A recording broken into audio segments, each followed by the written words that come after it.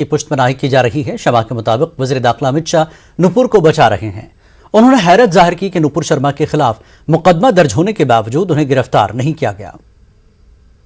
The Supreme Court today has come out very strongly on Nupur Sharma and on this sort of hatred what is happening in this country. That's what I've understood from the Supreme Court judgment, and it clearly says that if there is an FIR on her, why is she not yet arrested? Where is she?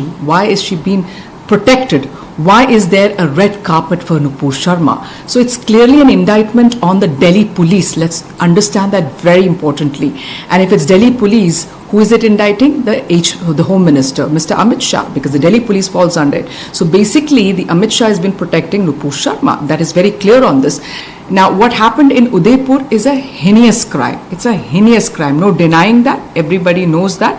And it is we have all strongly condemned it. But then that also was being politicized by various people, saying that the Congress government was responsible and they brought out a mahal or an atmosphere, whatever. But today it's clearly out there that Nupur is to be blamed for that sort of atmosphere, that sort of hatred. And basically, according to me, Nupur is a small fish. The big fishes who has started this sort of hatred in our society in India has to be strongly condemned and told that this is because of them, and that is what it is all about, you know. So let's first understand, where is Nupur Sharma? Why is the Delhi police not arresting her? And why? And another very important point of the Supreme Court is her arrogance. It said that why, when she wanted to shift all the cases, which is all over India, to Delhi.